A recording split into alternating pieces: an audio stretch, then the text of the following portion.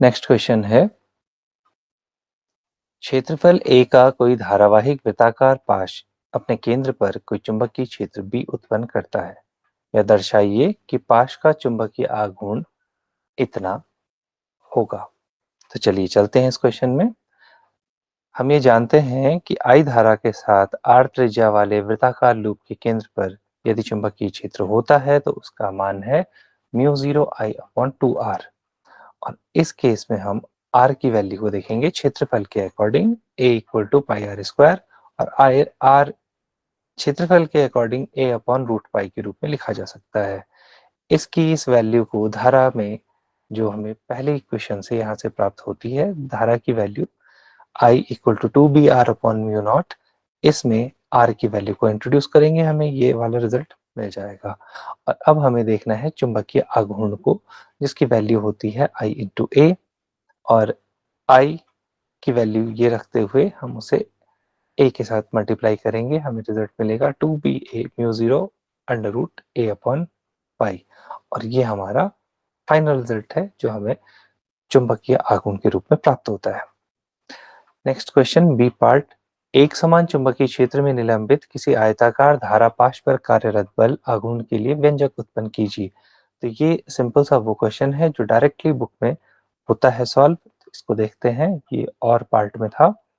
इस तरह का फिगर आपकी बुक में दिया है, दो फोर्सेस इसमें लगते हैं और इनके बीच की जो परपेंडिकुलर डिस्टेंस है वो a/2 के रूप में हमें मिलती है, a/2 sin थीटा। तो आयताकार कुंडली जिसकी भुजा A और B है, दोनों भुजाओं पर लगने वाले बल F1 और F2 हैं, तो बल की वैल्यू होगी ILB। 90 डिग्री पे थे इसलिए sin थीटा की वैल्यू यहाँ पर 1 है। लगने वाले बलों से बनता है बल युग्म और पाश पर आघूर्ण का परिमाण होता है torque = F1 A/2 sin theta and F2 A/2 sin theta, जिससे हमें फाइनल रिजल्ट मिल जाता है torque = I A×B। Next question, किसी एक समान चुंबकीय क्षेत्र B में कोई आवेशित कण वेग v से वर्तुल मार्ग पर गमन कर रहा है। इस आवेशित कण को किसी लेड शीशे की चादर से गुजारा जाता है, जिसके फलस्वरूप इसकी गति की दिशा में बिना कोई परिवर्तन हुए इसकी गतिज ऊर्जा घटकर आधी रह जाती है। तो ये इंपॉर्टेंट है, गतिज ऊर्जा आधी रह गई है। हमें निकालना है पहला पथ की त्रिज्या और दूसरा परिक्रमण के आवर्तकाल में क्या परिवर्तन होगा।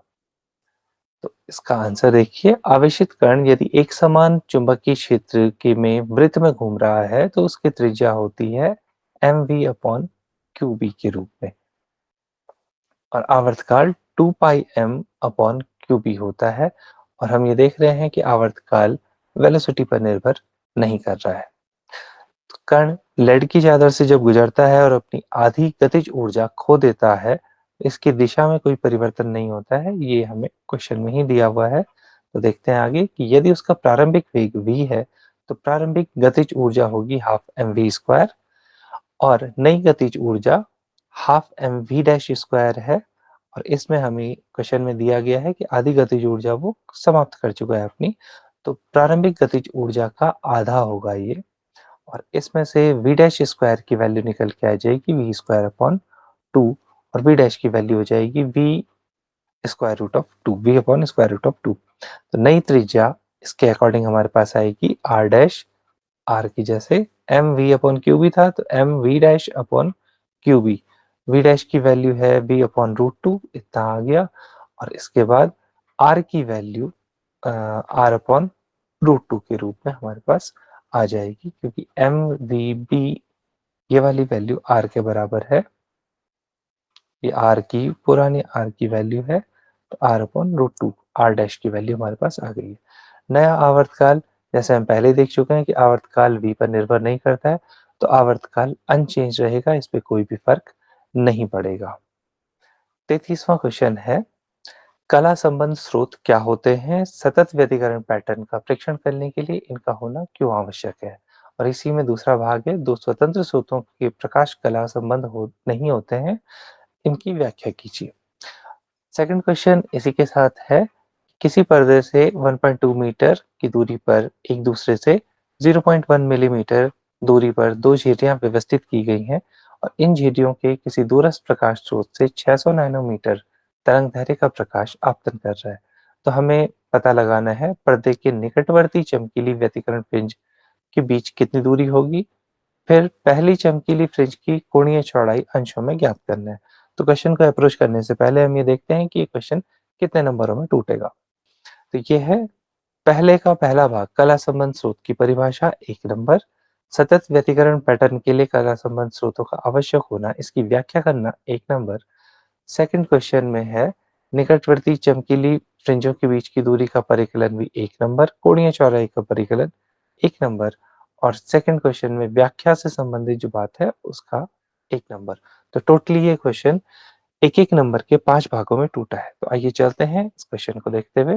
पहला भाग था इसका कला संबंध स्रोत क्या होते हैं?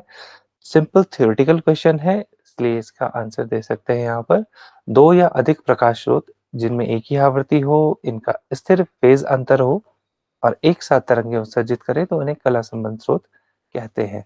इसका कारण है व्यतिकरण के लिए तरंगों का अध्यारोपण होना आवश्यक है। यदि स्रोत कला संबंध न हो तो फेज अंतर समय के साथ बदलता रहता है और स्थिर व्यतिकरण पैटर्न नहीं बन पाता। इसलिए सतत व्यतिकरण पैटर्न देखने के लिए कला संबंध स्रोतों का होना आवश्यक है। दूसरा क्वेश्चन था 2 स्वतंत्र स्रोतों के प्रकाश कला संबंध क्यों नहीं होते हैं? तो इसलिए कि 2 स्वतंत्र स्रोत जैसे 2 बल्ब या 2 मोमबत्ती से निकलने वाला प्रकाश एक ही समय पर न तो समान आवृत्ति रखता है और न ही स्थिर फेज अंतर। तो प्रत्येक स्रोत से प्रकाश का उत्सर्जन यादृच्छिक यानी रैंडम होता है, इसलिए वे कला संबंध नहीं होते हैं। दूसरे भाग में दिया गया है पर्दे और झिर्री के बीच की दूरी capital D equal to 1.20 metre, झिर्रियों के बीच की दूरी 0.1 मिलीमीटर जिसे हम कन्वर्ट करेंगे 0.1 इंटू 10 की पावर -3 मीटर। प्रयुक्त प्रकाश की तरंग दैर्ध्य है लैम्डा जो दी गई है 600 नैनोमीटर, इसको लिखेंगे 600 गुणा 10 की घात ऋण 9 मीटर। तो अब क्वेश्चन पे चलते हैं कि पर्दे के निकटवर्ती चमकीली व्यतिकरण फ्रिंजों की दूरी यानी फ्रिंज चौड़ाई यहाँ पर डेल्टा वाई ली गई है। किसी बुक में आपके पास डेल्टा एक्स हो सकता है और कहीं कुछ और इसके लिए ओमेगा टाइप का नंबर भी यूज करते हैं। तो delta Y equal to lambda D upon D, जहाँ पर इनके अपने मतलब हैं और ऊपर इनकी वैल्यूज लिखी हुई गई हैं, कैपिटल डी और स्मॉल डी की वैल्यूज लिखी गई हैं। तो वैल्यूज को यहाँ पर लिखेंगे, लैम्डा की वैल्यू 600 नैनोमीटर वो लिखी, कैपिटल डी 1.20 मीटर और स्मॉल डी 1.1 इंटू 10 की पावर -3। आंसर निकालेंगे तो हमें ये आंसर मिलेगा 7.2 मिलीमीटर। तो दो व्यतिकरण फ्रिंजों के बीच की जो दूरी है, फ्रिंज चौड़ाई जिसे कहेंगे, वो 7.2 मिलीमीटर निकल के आएगी। पहली चमकीली फ्रिंज की कोणीय चौड़ाई थीटा, उसको निकालने के लिए फॉर्मूला हमारे पास होता है theta equal to delta Y upon D, यानी फ्रिंज चौड़ाई अपॉन कैपिटल डी। तो फ्रिंज चौड़ाई है 7.2, 10 की पावर -3 मीटर में 1.20 मीटर है कैपिटल डी। वैल्यू हमारे पास निकल के आ जाएगी 6 इंटू 10 की पावर -3 और ये वैल्यू निकल के आएगी रेडियन में। इस रेडियन वैल्यू को चेंज किया जा सकता है डिग्रीज में और यदि आप आंसर अपना यहाँ पर छोड़ना चाहते हैं तो बिल्कुल आपको पूरे मार्क्स इसमें मिलेंगे। डिग्री में बदलने के लिए इसको मल्टीप्लाई किया जाएगा 180 अपॉन पाई से, पाई की वैल्यू है 3.14 और यहाँ से हमारे पास जो नियरली रिजल्ट आएगा वो 0.34 डिग्री रिजल्ट आएगा। इसका सेकंड पार्ट अथवा वाला पार्ट है, तरंगाग्र की परिभाषा लिखिए। कोई आपतित समतल तरंग किसी उत्तल लेंस पर आपतन करती है और अपवर्तित होती है। तो यहाँ तो परिभाषा से संबंधित है, तो इसमें देखिए उत्तर लिखते हुए तरंगाग्र की परिभाषा आपको 1 नंबर दिलवाएगी। आपतित और अपवर्तित तरंगाग्रों का आरेख खींचने का 1 नंबर। सेकंड क्वेश्चन में किरण आरेख खींचना 1 नंबर और अंतिम प्रतिबिंब की स्थिति जो न्यूमेरिकल प्रॉब्लम है उसको सॉल्व करना वो 2 नंबर। आगे चलते हैं। तरंगाग्र की एक डेफिनेशन है, आप कोई भी डेफिनेशन अपने हिसाब से लिख सकते हैं। तो तरंगाग्र एक सतह या द्विआयामी रेखा होती है जो तरंग के उन बिंदुओं को मिलाती है जिनकी कलाएं समान होती है, जैसे उच्चिष्ट या निम्निष्ट। तो एक समतल तरंग में समतल तरंगाग्र होते हैं, एक बिंदु स्रोत से आने वाले गोलीय तरंग में गोलाकार तरंगाग्र होते हैं। और ये आपके पास वो चित्र है कि आपतित समतल तरंगाग्र, बिल्कुल आपकी बुक में, एनसीईआरटी की बुक में ये चित्र बना हुआ है। आपतित समतल तरंगाग्र अपवर्तित होता है किसी द्विउत्तल लेंस पर, तो तरंगाग्र तब फोकस की तरफ एडजस्ट होता है और ये तरंगाग्र बढ़ता है फोकस की तरफ और ये इस तरह से फोकस पे लीन हो जाता है। तो यहाँ पर आपको एक एक नंबर दोनों तरंगाग्र बनाने के मिलेंगे। सेकंड क्वेश्चन था, किसी दूरस्थ स्रोत से आता कोई प्रकाश पुंज 15 सेंटीमीटर त्रिज्या की कांच अपवर्तनांक 1.5 गोले गेंद द्वारा अपवर्तित होता है। किरण आरेख खींचकर बनने वाले अंतिम प्रतिबिंब की स्थिति प्राप्त कीजिए। तो ये किरण आरेख से दिखाया गया है कि इस गोले पे जो आपतित हो रही है किरण, ये किरण आपतित हुई, यहाँ पर अपवर्तन हुआ, नीचे गई और इस फेज में क्योंकि फिर से वायु में वापस आना है तो यहाँ पर एक और अपवर्तन हुआ और हमें फाइनल इमेज यहाँ जो आई है इस पॉइंट पे प्राप्त होती है। तो इसको आगे देखते हैं। ये इमेज हमारे सामने है। गोले की जो त्रिज्या है वो दी गई है 15 सेंटीमीटर। तो ये देखिए ये भी 15 है, ये भी 15 है और दो भाग हमारे पास आएंगे। एक बार अपवर्तन यहाँ होगा और सेकंड टाइम पे अपवर्तन इधर होगा। तो आगे चलते हैं।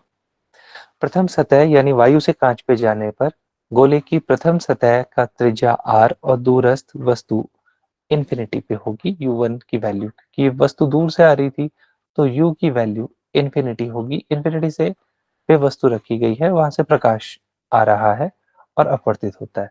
सामान्य अपवर्तन का सूत्र यहाँ पर हम रिफ्रैक्शन के सरफेस स्फेरिकल सरफेस पे लगाएंगे। n1 upon u plus n2 upon v equal to n2 minus n1 upon r। और यहाँ पर हमें वैल्यूज दी गई हैं। जो n1 है उसका मान तो 1 होगा, वायु के लिए है। n2 का मान दिया है 1.5 और u की वैल्यू इन्फिनिटी है ही।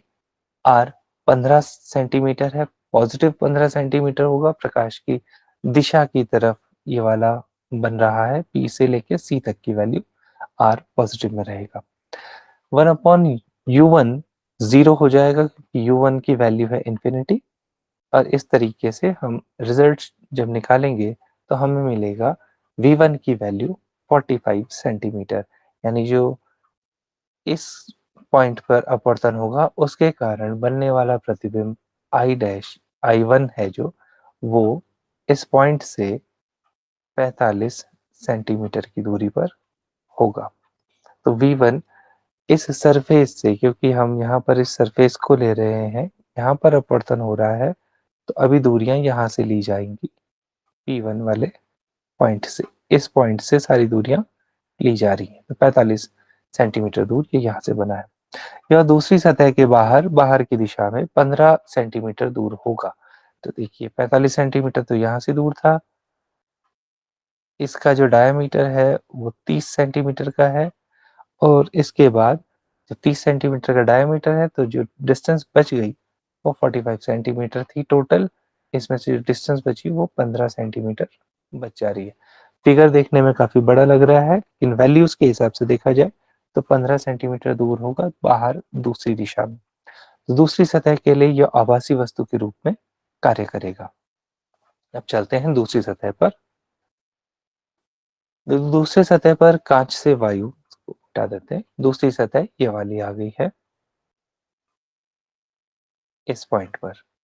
दूसरी सतह से अब प्रकाश की किरण कांच से वापस वायु में आने वाली है। तो अब ये इस रास्ते को ट्रेस करते हुए इस बिंदु पर अपना प्रतिबिंब बनाएगी। तो दूसरी सतह की जो त्रिज्या है वो ये वाली है, C से P2 तक, ये R की वैल्यू, इसलिए इसको माइनस R लिया गया है। फिर प्रकाश की यहाँ से सारी दूरियां नापी जाएंगी P2 से। अब तो इधर की दूरी C तक है माइनस R। R2 की वैल्यू माइनस R है और माइनस 15 सेंटीमीटर आ रहा है।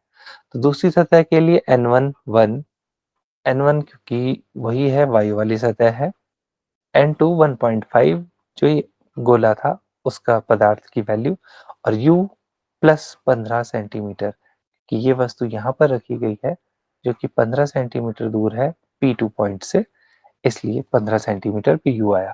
फिर सूत्र पे रखेंगे, सूत्र वही होगा हमारा N1 upon V minus N2 upon U equal to N1 minus N2 upon R। तो इस कंडीशन में क्योंकि प्रकाश की जो किरण है वो N2 माध्यम से N1 माध्यम में वापस आई है तो फॉर्मूले में थोड़ा सा आपको चेंज दिखेगा V और U की वैल्यूज को लेते हुए। वैल्यूज रखने पर हमें फाइनली v की वैल्यू मिलेगी 7.5 सेंटीमीटर और अंतिम छवि यानी फाइनल इमेज गेंद के पीछे रियर साइड में वायु से सतह से 7.5 दूरी पर बनती है। तो इस तरह का आपका ये क्वेश्चन पूरी तरह से सॉल्व हुआ है।